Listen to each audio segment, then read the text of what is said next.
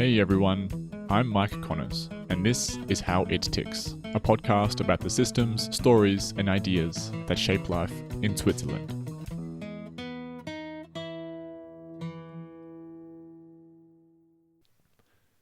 My guest today is Jan-Egbert Sturm, director of the KOF Swiss Economic Institute at ETH Zurich and one of Switzerland's leading macroeconomists. The global economy is shifting from a rules-based system to one shaped by power and politics. Switzerland, long known for stability and open markets, now faces new pressures, including aggressive US tariffs and a more unpredictable global environment. In this episode, Jan-Egbert explains how resilient the Swiss economy really is, what early effects the tariffs are having, and what the longer-term implications could be. He also helps me understand public debt, why some countries can accumulate trillions of dollars in debt and still somehow function, and what ultimately determines whether debt becomes a real problem. We then look at how Switzerland is positioned to handle a declining birth rate and aging population, and whether the Swiss franc can ever become too strong. A quick note before we start, this episode was recorded on the 7th of November, before the recent news that Switzerland and the United States reached an agreement to reduce tariffs on Swiss exports. The discussion reflects the situation as it stood at the time of recording. Now, here is my conversation with Jan-Egbert Sturm. You once said, I read in an interview, that we're no longer living in a rule-based global economy and more of a power-based one, and Switzerland tends to do well when the rules are clear. Can you elaborate a little bit more on what you mean by that?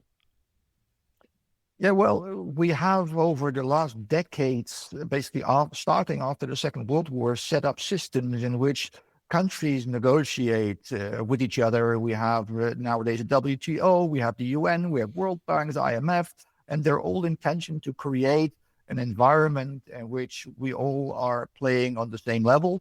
And we know what the rules of the game are. And we now see a radical change in all of that. We see that there are a couple of countries, talking about China and the United States, who really use their size, so to speak, their political power to basically, ignore the rules which have been put in place and acting as they probably would have done centuries ago, in which it was all about power and not about common sense in a sense, and trying to create an environment in which everyone's better off. I've heard the argument before that some of these bigger institutions which were put together after the Second World War, the WHO, United Nations, they're no longer relevant anymore because the times in which they were put together are different to what they are now. Well, I wouldn't say that. Right. If we just go back to, for instance, the crisis which we had in Europe, the euro area crisis, then of course the IMF still played a very important role. Yes. So these institutions have always reinvented themselves given the situation. And probably we're now again in the reinvention phase. Doesn't mean that the WTO is dead or the UN is dead. It means that they probably have a slightly different role. And we have to realize that power has shifted, and we have to rely more upon those who are still willing to cooperate with each other and stick to the rules which we have negotiated with each other.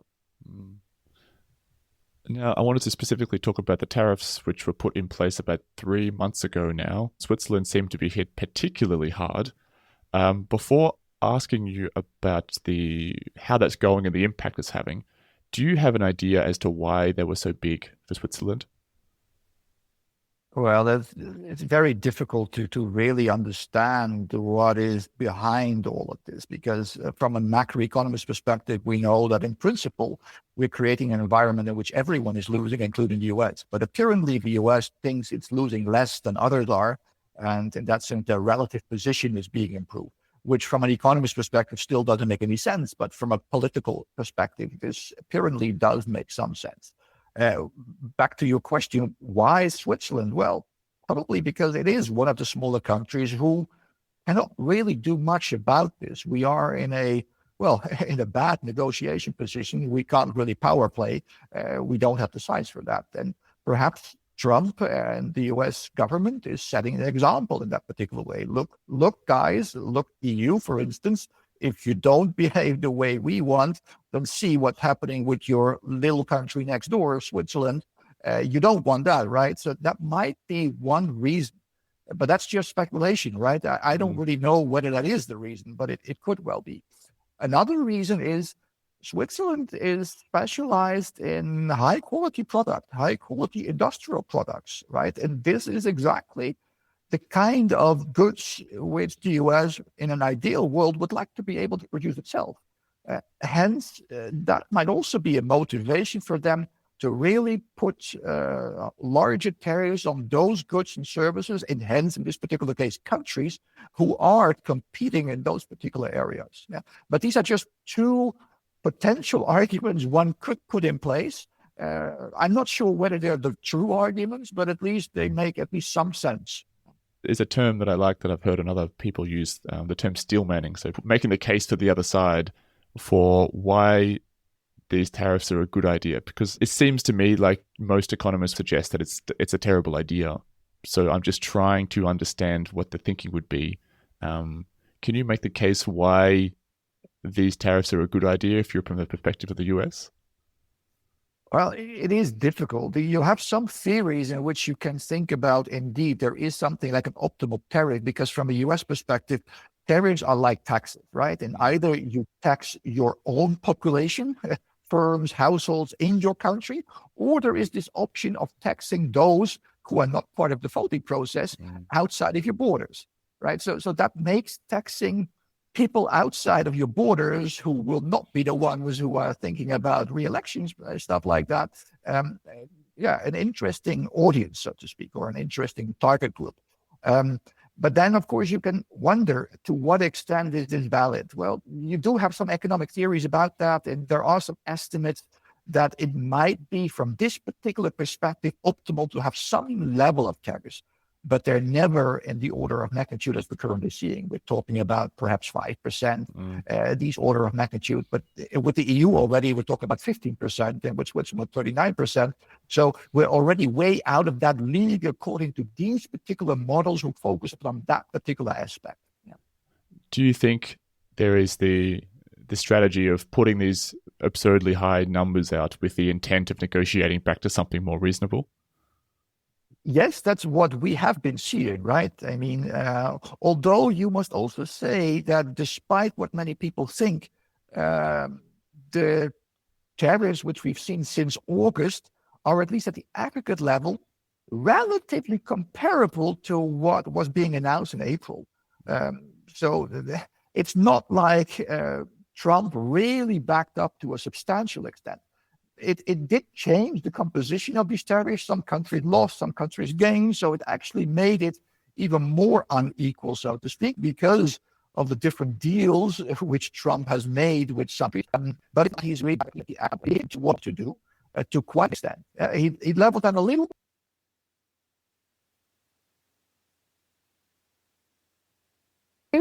but not as much as many people think have in mind.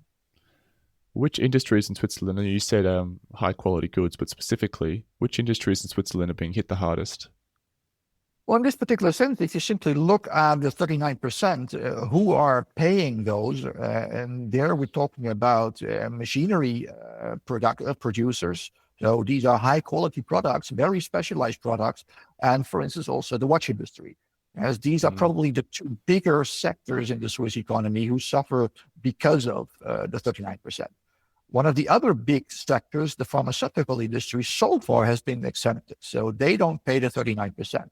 They're still at the 0% level, basically.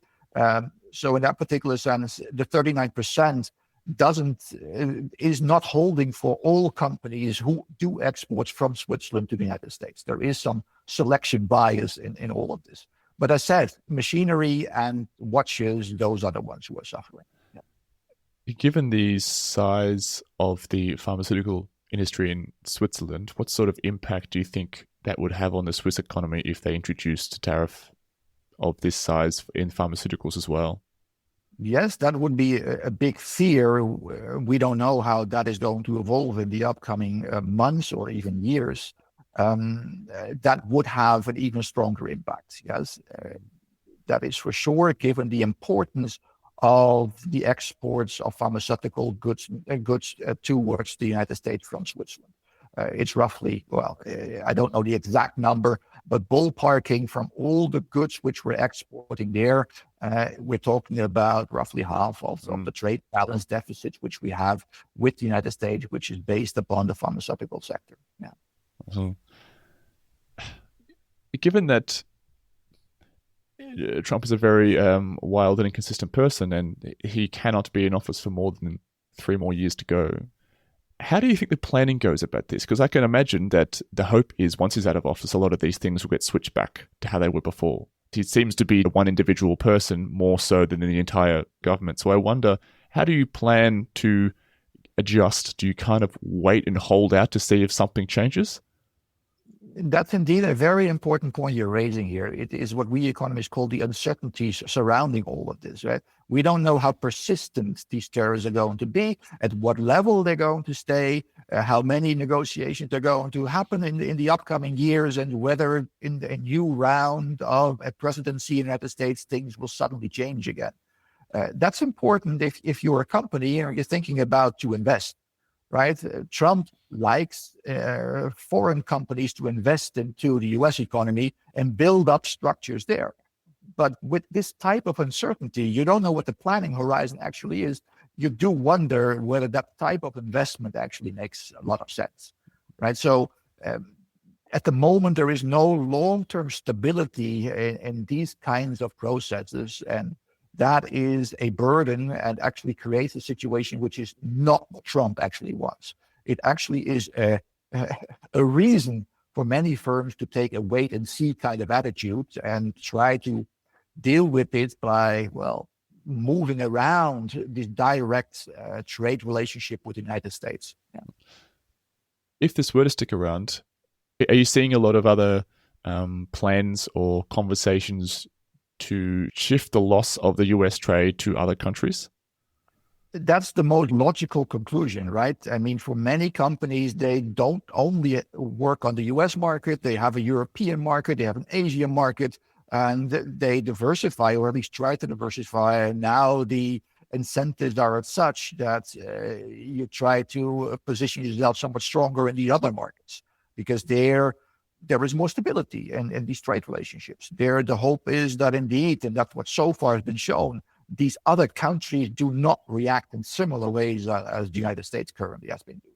So hopefully these will remain a little bit more rule-based than what we're now seeing coming from the United States. That is an option. And of course, there's also this indirect option. There are many Swiss firms who do have parts of their firms being located in European countries, in Germany or in Hungary or some other European countries. And maybe by diversifying a little bit further, it looks like these goods and services, or basically goods, what we're talking about, are actually in the future coming from Germany instead of Switzerland. But in this production process, Switzerland still plays an important role. So these kinds of things are happening. And of course, these CEOs of these companies, they're not stupid. They know what the business is like. They know what opportunities they have. And they're not going to wait for politicians to deal with the situation. They have to deal with the situation right now. And that's what we see happening. Yeah? Which countries are you seeing Swiss companies increasing their trade relationships with? Well, traditionally, the European Union, or Europe at large, is our main trading partner. Europe is much more important than the United States is. Yes, if we simply look at from that particular angle, it's about 10% of our total exports, which are directly going to the United States. So in that particular sense, there are many other countries whom we are closely associated to. That doesn't help, of course, for this one company who has focused the last 10 or 50 years upon the US market, basically only. They're really in trouble. I mean, that's for sure. They need to really rethink their model. That they have to, and for them, this is a very, very difficult situation. But for many others, they are positioned in other ways and can diversify somewhat more. It doesn't mean that they like this. Yeah, obviously not, but they're not in such a bad shape as many people might think. Mm. And just so I understand it entirely, if you're Rolex and you are having 10% of your sales to the US, so I understand. So now, essentially, since August, Rolexes in the US are now 39% more expensive than what they were before then. In principle, at least that's what the tariff is saying. The question is, how do these companies react to that? Are they lowering their price before the tariff is being implemented? How are the retail traders dealing with that? So which of these margins are going to be reduced? And that's not obvious, yes? It's not even obvious that Rolex is going to lower their pre-tariff price, yes? Maybe their reaction could actually be in some kind of markets that they might even think, okay, I'm going to sell less and less of these particular products. Maybe it makes even sense, given that I'm a kind of a monopolist in that kind of market, to even raise the prices. Yes? So that would even hurt the US consumers even more. It depends upon the kind of model which you have in mind, the kind of product which you have in mind. So it's not always straightforward to see who is paying at the end of the day the burden here. But the first reaction is, yes, this is hurting the Swiss companies who are exporting to those economies. In this particular case, this one economy, the United States. Are there any other factors worth discussing or putting on the radar that could really dictate the strength of Switzerland's economy in the near future? Well, we have to realize Switzerland is a small open economy, and the reason why Switzerland is wealthy and is prospering to quite some extent in a very decent way is because we benefit from these international relationships. So for us, it is always very, very important to understand what's going on in this world economy. We're like a little ship on this large ocean, and we can't control the ocean, so to speak, but we can build upon our own ship. We can make sure that it actually will survive the next storm, the next hurricane. Maybe there is some damage, but at the end, the ship will still continue. So that's probably what Switzerland should be focusing upon now, how to make sure that we can sail these oceans without drowning, yes, without having the ship go down. So putting global economics aside, more on a domestic level, things like immigration, unemployment, I wonder if anything on a more local level is worth highlighting. Yeah, well, we do see that indeed, partly because of the tariff, but not only because of the tariff, the industry sector in Switzerland is already for a while not doing well, right? And that's then, for instance, also related to what's happening in Germany. We do have to realize in the supply chain, Switzerland does play an important role in the German car industry. And of course, if the German car industry is suffering, then we can't expect that this will not hurt particular types of firms inside the Swiss economy. And that's what we've already been seeing for the last two and a half years by now. Yeah, the Swiss industry, if you don't look at the pharmaceutical sector and the chemical sector, it has been in a recession for 2.5 years now. Yes, so that is there, right? You don't hear, well, if you listen closely, you do hear a particular organization is highlighting this, that they are suffering. But this is more a structural phenomenon. Yeah, you are right that if you look at the aggregate economy, then there are many other sectors which still do quite okay. And of course, the pharma is doing relatively well. They have been doing that for 25 years by now. So that's really been a growing part of the economy in Switzerland. And that overrules a little bit this tendency which we see in the industry. I mean, that's more the general picture. If we look more short-termish, then indeed the unemployment rate has been rising in Switzerland because of basically the industry sector suffering.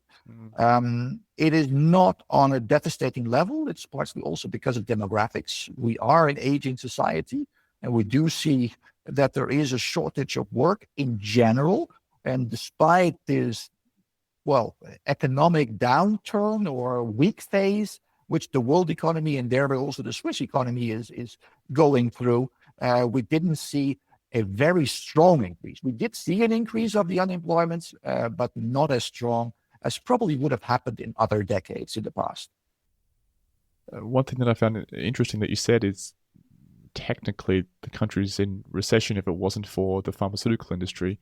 And that does make me wonder, given how dependent the pharmaceutical industry is on the US, especially if it's approximately 50% of their market. But I heard once that the US basically subsidizes the rest of the world when it comes to pharmaceuticals because of how high the prices are. That seems quite alarming. I mean, if I was a head of Novartis right now, I'd be freaking out a little bit and trying to figure out how I can de-risk that situation. Yes, this is indeed at the moment one of the biggest risks of the Swiss economy, that the pharmaceutical sector could start to suffer as well, so to speak, and that would have larger consequences for our overall macroeconomy. You're right there.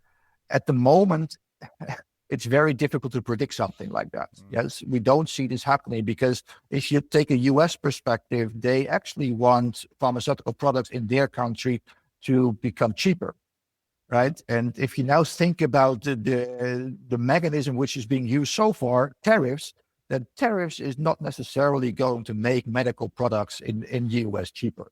They are in principle doing the opposite. Yeah. So that is probably one of the reasons why Trump didn't simply use the tariff tool to solve this particular problem. He needs to be a bit more, he needs to look at this much closer and think about other ways of doing that. And he's trying to do that, but he's not the first president in the US trying to do that. And so far, they have not been very successful in all.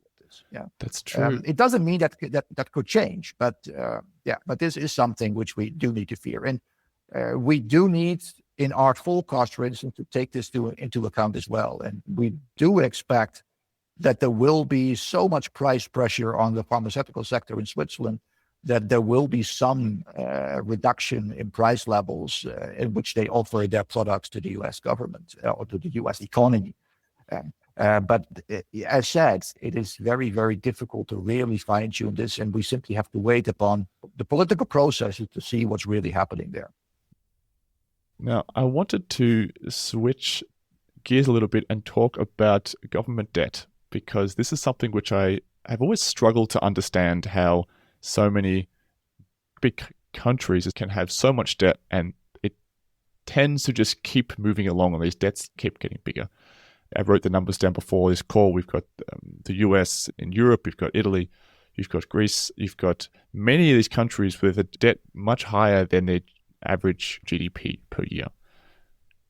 Where do they go from here? Maybe I haven't been all around long enough to see how these debt levels can actually come down without some extreme crisis.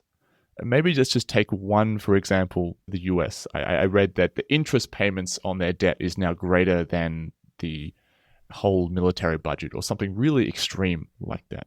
Can you explain to me a little bit, how is this possible? And how is it that anything other than a crisis is the end result of something like this? Well, first of all, we do see examples in the past in which we didn't need a crisis to get out of that, okay, right? Great. Debt situations historically normally went up during wars, for instance. During the Second World War, the debt of many countries exploded. But after the Second World War, basically that was being built back steadily. Even in more recent times, after the great financial crisis, there are countries, for instance, including Switzerland, who actually managed to slowly reduce the debt to GDP ratio again. So there are examples where it works without having a crisis. Of course, there are also counterexamples in which indeed you really first had a financial crisis, a debt crisis in the country before something really truly happened, and we saw a decline. And you're also right that currently debt levels are also from a very historical perspective, very high. Yes. It doesn't mean they're not sustainable. It all depends upon the credibility of all of this. Do we believe as investors that the government will be able to pay back the debts which they are selling to me, so to speak? Yes. As long as we believe that there is indeed a very reliable situation regarding these governments, then this not necessarily leads to a crisis situation. So debt crisis basically do not only need a high level of debt. Sometimes actually countries in Latin America don't need a debt to GDP ratio of more than 100% before they hit a crisis button. That can already happen much sooner. The other way around, Japan is an example in which the debt to GDP ratio is well above 200% of GDP. And there is no sign that that is anytime soon going to lead to a substantial crisis. So it's not only about the debt level, it's also about the trust in the system, the reliability that these governments will be able to collect enough taxes to pay back that debt. So it's trust in a sense, which matters quite a lot. And that makes it so difficult to predict these kind of crisis situations, because it very often depends upon, okay, is there a sentiment shift in financial markets which is so radical that suddenly we are in a different environment? But at the same time, if you have a wild card of a world leader and you have interest payments higher than your military budget, sure, like what other indicators would you need to say that this is a bad investment now? We should not be buying that debt anymore. That seems like something you would not want to touch. I don't understand. Yeah, but the US economy is so large and so big, and the government has so much power to, in principle, increase taxes if it really needs to. And the US government so far has always been a country who has paid back its debt, always, right?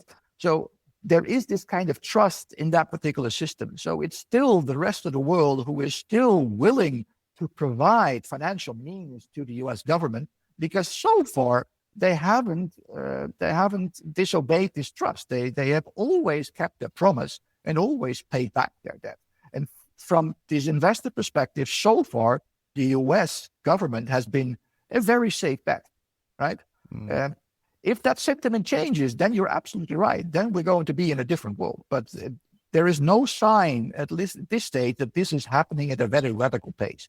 We do see that the risk premium on government bonds is increasing a bit. If you simply compare the interest rate on long-term government bonds of the United States and compare that to the interest rates on long-term government bonds of the Swiss government, then we do see the last couple of years, the discrepancy or the distance between these two interest rates has become larger, which could be interpreted as a sign that indeed the safe haven currency Swiss franc, or the trust in the government of Switzerland to pay back that debt, is getting higher and higher relative to the trust in a US government to pay back its debt.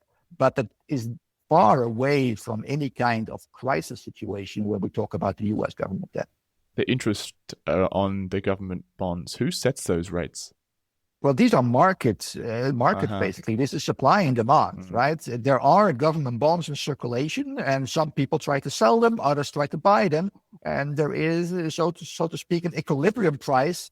And we normally reflect that equilibrium price as an interest rate, right? And if the interest rate goes up, then it apparently can be seen as potentially a sign that there is a higher risk premium that needs to be paid because, well, people are less willing to take up these government bonds. Yeah, that's one way of looking at it. Recently, in an interview, when asked about the key takeaways from his time at Doge, Elon Musk said that he realized that with the way the government is set up, it will be impossible to cut spending within the government enough to put this debt crisis back on track. And for him, his realization was the only way to get the US out of this crisis is to significantly increase the economic output of the country. So now he's just gone full blown into, robotics, AI. Have you ever seen that as well in history, where it was really the economic output which really improved a country debt to GDP ratio as opposed to cutting its spending? We have to realize we very often, and you're doing that as well, put the debt level in relationship to the country's GDP levels, or how much is earned or produced within a year. So we're actually comparing the stock variable with a flow variable in many ways. It's just a reference in that particular sense. This does not necessarily lower the level of debt, but given the country's size, if the country gets bigger and bigger, in relative terms, it doesn't look as unfavorable as it did before. So indeed, that is a way. In principle, what we need for that is what we economists call nominal GDP to grow. Yes, and that is either because we're producing more goods and services, or because the price level actually goes up. That's another way in which the debt to GDP ratio is being lowered. And that's a fear which many economists nowadays have, that the incentives of certain governments are as such that they actually prefer a somewhat higher inflation rate, because in that way their nominal debt is being revalued, so to speak, or in if you put it into the relationship of nominal GDP, it allows this ratio to decline faster as otherwise would be the case. So there are, in that particular sense, technically speaking, two ways: inflation or more production, which both increase nominal GDP. Yeah. Yeah, I also got explained to me once that inflation really is just another tax on the people, just disguised. Inflation, we in a macroeconomics course would call that an inflation tax. You're taxing those people who are holding money, holding liquidity, holding cash. As these are being taxed through the inflation rate. Yeah. Yeah, I feel like, I guess Switzerland's a bit lucky. It's much more stable. But I mean, when I was younger, my parents told me that the way to save money is just to put your money into a bank account. That bank account will earn its 5% per year, and long term, that's a good way to put your savings. And now it seems like you need a degree in macroeconomics just not to lose money. Well, but that's because, as we economists call it, the real interest rate today is probably much lower than it used to be in the past. That's a different phenomenon which you're now describing. It is simply, in general, much more difficult to get a decent return on your money. Going back to debt, I wanted to look at Europe a little bit, because something that also makes me scratch my head is you have this wide variety of debt levels within Europe, and you have the extreme examples like Italy and Greece, I guess, and then you have much more conservative countries like, I think, Ireland, Estonia. They have much lower debt to GDP ratios. How does a high debt in one country within Europe impact the economy of another country in Europe when they're both using the same currency? Well, in principle, the system is set up that it shouldn't have so much of an effect. Yes, it will only have an effect if we need a bailout or something like that. We are moving into a crisis, as we saw in the euro area crisis, when in particular Greece was facing severe problems in paying back the debt. And in a sense, Europe needed to help out here. But outside of these kind of situations, it in principle only means that Italy has less room to maneuver in case things get tough again, in case we're hitting the next crisis button. And we saw that, for instance, in the pandemic. You can loosely say, it doesn't hold for every country, but loosely from an aggregate perspective, that those countries who had a lower debt to GDP ratio were more comfortable in dealing with the pandemic and supporting their economy than those countries who simply already were at a very high debt to GDP level, because the room to fiscally maneuver was lower. Yes. So I think that's the lesson learned, from my perspective at least. If you already afford yourself to have a high debt to GDP level, it does mean you restrict yourself in upcoming situations where you might actually need the fiscal space. So generally, the performance of a single country within the Eurozone would not drive the price of the euro up or down significantly. Well, we're not the only area who are playing games here, so to speak. We also have to look at what's happening in the United States, but looking at other industrialized economies which are not part of the euro area. So it's not as straightforward as one might think. Yes, there you're right. But and we even see that the relationship between a debt to GDP level overall and interest rates is there, but is not as strong as many people might expect. Yes, there are other factors which also do play a role. Now, I want to ask you a little bit about the Swiss franc, because as someone who lives in Switzerland, I mean, it's amazing. It just keeps getting stronger and stronger and stronger. And so when I go on holiday, it becomes more and more affordable each time. I wonder, is there a limit before the strength is too strong and the economy starts suffering because it becomes, I'm thinking, too expensive for other countries to do trade? Is there a negative impact of the strength of the Swiss franc? Yes, we first have to explain a little bit about that. From an economist perspective, there's a big difference between this nominal exchange rate appreciation, which is what we normally talk about implicitly at least, and the real side of that. Because part of the appreciation of the Swiss franc vis-a-vis other currencies is simply because the inflation rate in Switzerland is much lower than the inflation rate in other countries. Yes, if we look at Europe, if we look at the US, then there the inflation rate is around 2%, in the US even higher, 2.5% to 3%. In Switzerland, we're currently around, between 0.5%. So there is a 2 percentage point difference in inflation dynamics. Yes, that automatically should lead to a nominal appreciation of the Swiss franc, as to compensate for this inflation differential, which shouldn't increase the real value of the Swiss franc. Well, we did have phases in the past in which we did see also a real appreciation. The biggest phase was basically after the financial crisis. As there, we did see a longer period in which the Swiss franc appreciated, not only nominally, but also in real terms quite substantially. That phase is already quite some years behind us. Ever since, we do see fluctuations in the real exchange rate, as we economists call that, but they're not as big as many people think, because they basically see the nominal exchange rate, and their part of that can simply be explained by inflation differentials. Yeah. Can you explain to me the difference between the nominal exchange rate and the real terms exchange? Well, with the real exchange rate, we're actually also correcting for price level differences. If the exchange rate would stay constant, and we have an inflation rate of, let's say, simply 0, whereas the euro area has an inflation rate of 2%.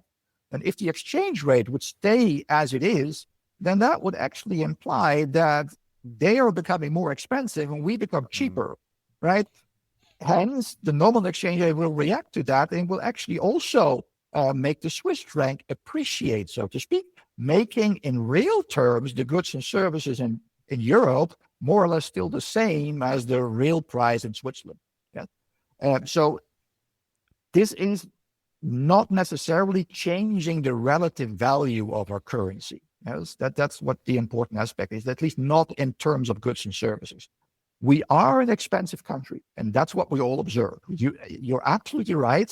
In real terms, the Swiss franc is more valuable than the euro or the US dollar or many other currencies. That is right, but that's nothing new. We already have that for quite some time. Yes, and as I tried to highlight, in particular after the financial crisis, we had another uplift of this real effective exchange rate. Yes, and we're still in that particular environment. But is there a downside to this continuing trend of strength over time? Well, there is a downside and an upside. I mean, the upside is for us consumers that we have become wealthier because of that. As you noticed yourself, if you go abroad, then you feel relatively rich as a Swiss person, right? Things are affordable outside of our economy. And so that's an upside for us consumers. The downside is for our producers. They have to face that they're more expensive relative to potential competitors. And this is one of the reasons why Switzerland has changed the type of products and services it's offering to the rest of the world. We are a country who doesn't produce mass products because we're too expensive for that. What Switzerland is producing are what we would label niche products. We're very, very specialized. We're producing products which basically no one else is producing. Yes, these are specialized machines, specialized precision instruments, or watches, which apparently, because of the label made in Switzerland, are considered to be very, very different than other watches, right? So we have this unique situation that our products are unique, and hence people are willing to pay a relatively high price for those. Yes, that's because of the kind of specialization. So in that sense, you might even argue that because of the steady appreciation of the Swiss franc, firms have been forced to specialize into high quality goods and services. And that is what has basically shaped the Swiss economy. And it looks like we have become quite resilient to all kinds of shocks because of that. Even now, the 39% shock, right? It would have been much worse if Switzerland would have been a country producing mass goods, yes, and exporting mass products to the United States. Then this 39% would have tremendously hurt the Swiss economy, because there would have been other producers in other countries who would simply take over our business. But because we're so specialized, it is not straightforward that other countries, other firms outside of Switzerland can take over our business. Right? I mean, a Rolex is a Rolex because it has the stamp made in Switzerland on it. Of course, there will be some substitution to some other brands, but people who really want a Rolex, they're going to pay a somewhat higher price now. Yes, and they're willing to do that because it's not a mass product. But there would be some mass products. I'm just thinking of chocolate, or I'm thinking, wouldn't a chocolate bar increase in price over time in your average person's supermarket? Yes, indeed. If you talk about Nestle producing some kind of bars, some kind of chocolate bars, then the substitution possibility is probably higher. Yes. And these are then now also those companies which probably suffer somewhat more than those who actually produce very, very specialized products, which are very, very difficult to substitute. Yes. And again, we can look at pharmaceuticals in this particular sense. I mean, the medicines which are being produced in Switzerland, you can't simply, also because of patents, you can't simply replace them by something else, right? These are the products which consumers in the United States want. And they can't simply say, okay, now we're not going to take these medicines anymore, because there is probably not much of an alternative, at least not in the short run. Yeah, I also noticed that, I mean, as a tourist, it gets more and more expensive here. But a few weeks ago, I had someone from the Swiss tourism on here to talk about that, and he said it was fascinating that even though it is getting more and more expensive, the dynamic of which tourist is coming here is just shifting, but the actual total amount. Yes. So it is actually fascinating that different people will come, but it doesn't actually slow down the rates of tourism. Yes, in the tourism sector, we have already seen for quite some time that those customers who are very price sensitive, that they are no longer coming to the same extent to Switzerland. But those who apparently are much more price insensitive, well, for them, Switzerland is part of the European journey. Yes, they want to see Europe, and they can't do without visiting Switzerland as well. And okay, then they pay the price for that. That's for them. This is a journey which they don't do every day, and okay, if it costs a little bit more, then so be it. That's not going to withhold them from this kind of journeys. Well, that was all the questions I had, but I wanted to ask you, what are the things you're focusing on now in terms of your work? What interests you at the moment relative to this, for the Swiss economy? What interests us at the moment are, of course, issues like how does AI affect the labor market? That's one of the new issues which has come up since we are all using ChatGPT and the like. Is this changing the way the economy functions? That's one of these typical topics which an institute like KOF is working on. Besides, for instance, what are these tariffs doing for our economy? Yes, that's just one example. More in general, we do worry also about, for instance, the innovation landscape in Switzerland. Switzerland is one of the most innovative countries in the world, yes, according to all kinds of statistics. But can we maintain that, or how is that changing within Switzerland? And there we do observe factors which are potentially worrisome. For instance, 10, 20 years ago, there were many more small, medium-sized enterprises who were also doing quite some innovation, research, R&D projects themselves. And that is slowing down. We do see more and more of a concentration of R&D activities in the bigger ones. And the question is, what does that mean? Does this mean that the resilience of the small and medium-sized enterprises is going down because it will be more difficult for them to reinvent themselves because they don't have the skill sets to do so? Question mark.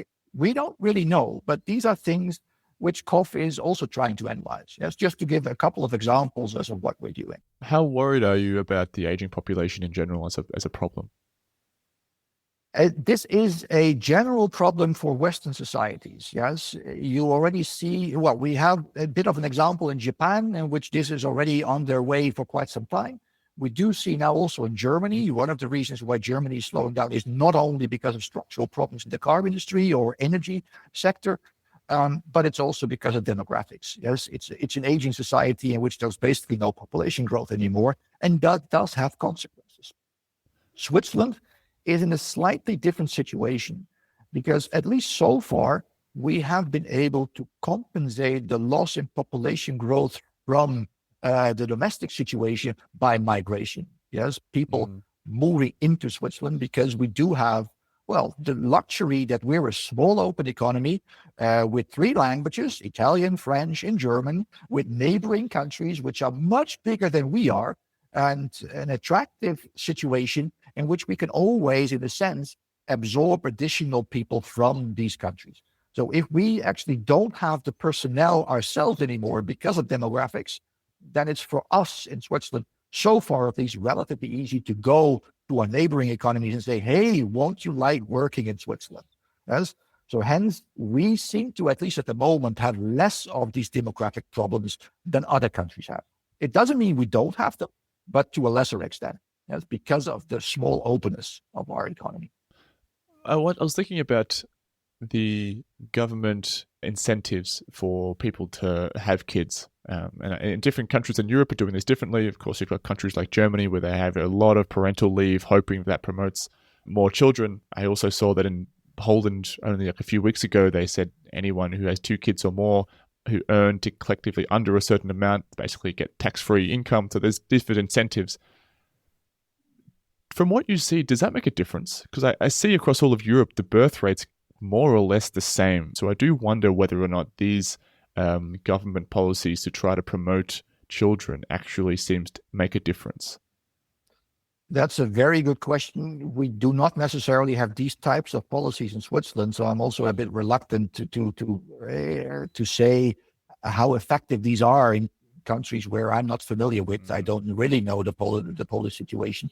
But you're right. It is not obvious that these kind of incentives, at least in the short run, will have a bigger impact. Maybe in the medium to longer term, they can change, for instance, the culture in a country and create an environment in which having children is considered to be, well, less of a burden and more of a joy. That's probably the most important aspect. If we focus upon Switzerland, then indeed the most obvious thing we need to think even more about is how we can assure that the burden is not only on the women, but also on the men, so to speak, and how can we create an environment in which, also women find it easier to participate more and more into the labor markets. Yes, and I mean, many women do have a part-time position, but it is still relatively rare that women, after they have their children, actually move up into full-time positions again. That in comparison to other countries, something where Switzerland has a kind of a weakness, and it's something we could work on. Yeah.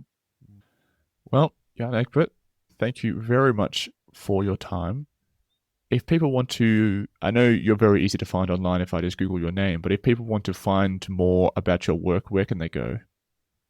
Well, of course, it's the KOF website. So if you go to kofethz.ch, then you see basically what the Institute is doing, what kind of research we're doing. You find all kinds of information there. And there's also the possibility that you actually register for our magazine, which is every quarter being released. And that's a magazine which is completely for free. And then you get a very nice overview of the research topics which we are working on in our Institute. So I would highly recommend that for everyone out there. Go to our website, subscribe to our KOF magazine, and in that sense, at least once every quarter, you get an update of the kind of economic research which we're doing in a format which I think many people find easy to digest. Is there an English version of that? As most people listening to this are English speakers. Yes, we do also have English parts of all of this. So in that particular sense, at least the website has many of our products also in the English language. So in Switzerland, we do need to be multilingual, and English, of course, for academics is a very important language. Many of our research is done in English.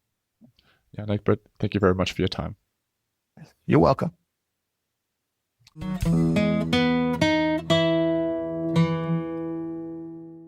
Thanks for listening. If you did enjoy the episode and you want to support me, it would mean a lot if you could rate the episode and follow the podcast on your favorite platform. It really helps the show grow and reach more people. I'll see you in the next episode.